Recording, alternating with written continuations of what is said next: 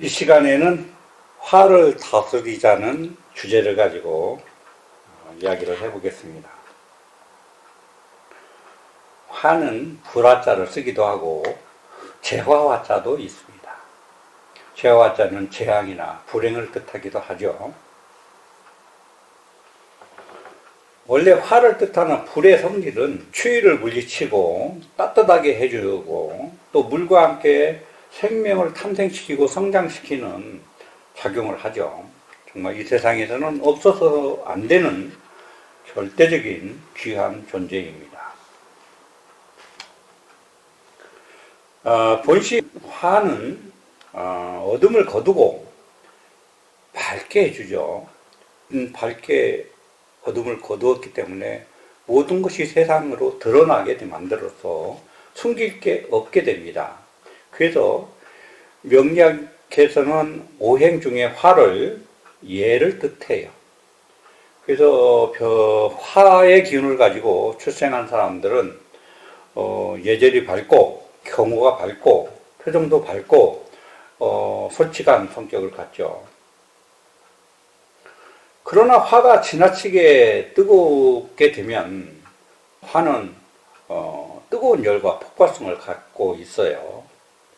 그래서 다른 사람에게 뿐만 아니라 자신에게도 상처를 남길 수 있습니다. 주변에까지 영향을 크게 미치죠. 예를 들어 본다면 더위가 극심하게 되면 사람이 더워서 옷을 벗게 만들죠. 옷을 벗어서 벗게 만든다는 것은 예를 좀 벗어 던지는 것 같아요. 예를 버리게 되는 그런 현상을 알 수 있어요.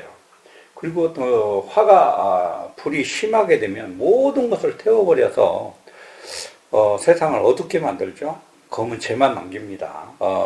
원래 그 불을 뜻하는 화도 지나치면 재앙을 남기지만 그 또 다른 화는 재앙이란 그 형용할 수 없는 불축의 고난을 당하는 것을 말합니다. 어찌됐든 화라는 것은 적당하면 매우 좋은데 지나친 건 정말 틀림없이 상처를 남기는 건 틀림이 없습니다. 의학적으로도 화를 한번 낼 때마다 사람의 인체에서 84,000개의 세포가 죽는다고 그래요. 그리고 그 죽은 세포의 빈 공간에 콜라겐이라는 물질이 채워져서 이것이 지나치면 간이나 심장 또는 두뇌에 세포가 굳어져서 기억력이 감퇴되고 노화가 촉진된다 합니다. 특히 화를 많이 내면 면역체계가 기능이 저하돼서 질병에 쉽게 노출되고 몸 전체에 스트레스 호르몬이 많이 방출되고 쌓여서 혈압을 상승시킨다고 해요.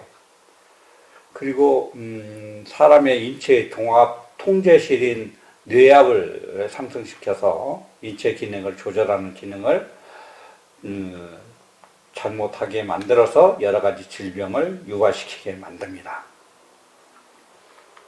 가장 치명적인 것은 운명적으로 인간관계는 상호 서로 부딪혀가면서 살아가는 거예요. 그런데 화가 지나치게 되면 인간관계에서도 서로 상처를 남기게 됩니다. 미움과 갈등으로서 서로를 외면하고 미워하면서 산다는 것은 고통이고 힘든 것이죠.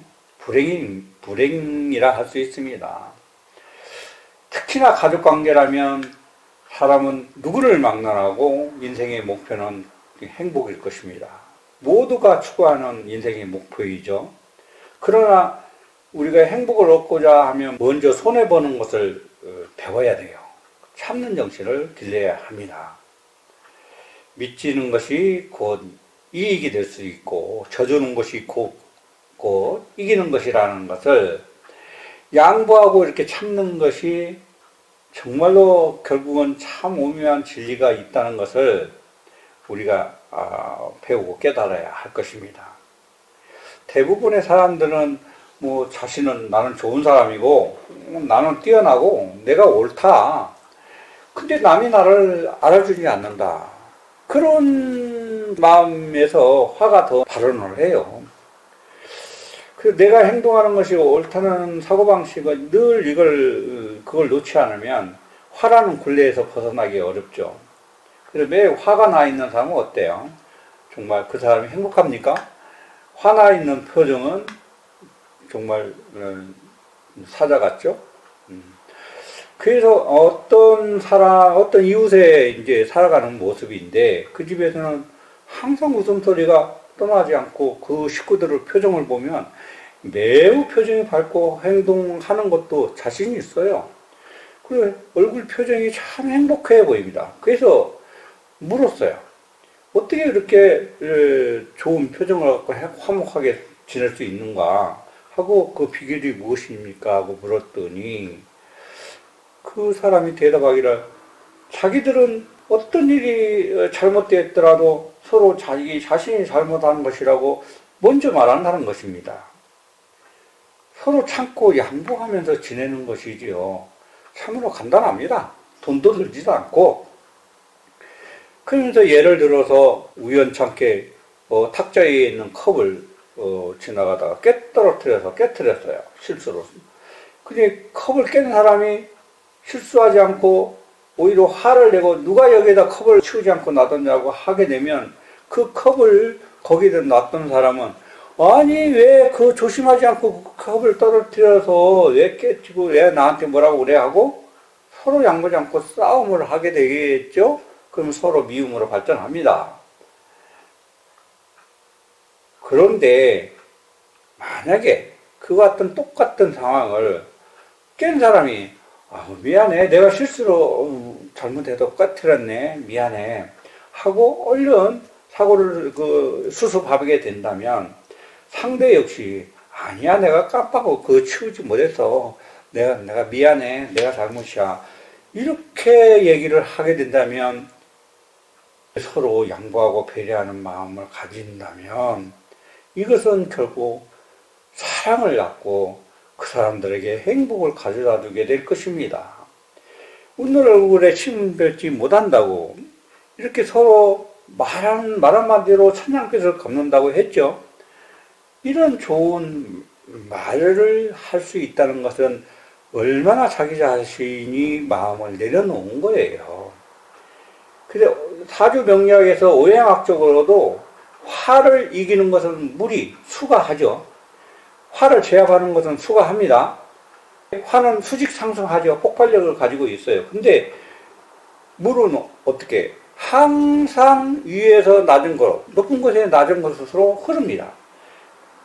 그 얘기는 물은 항상 위에서 낮은 곳으로 흐른다는 것은 자신을 낮추고 겸손하다는 뜻이에요. 고개를 숙이지 않다는 뜻입니다.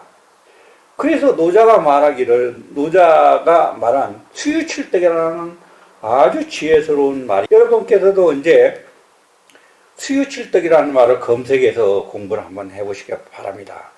아주 많은 지혜를 얻을 수 있어요.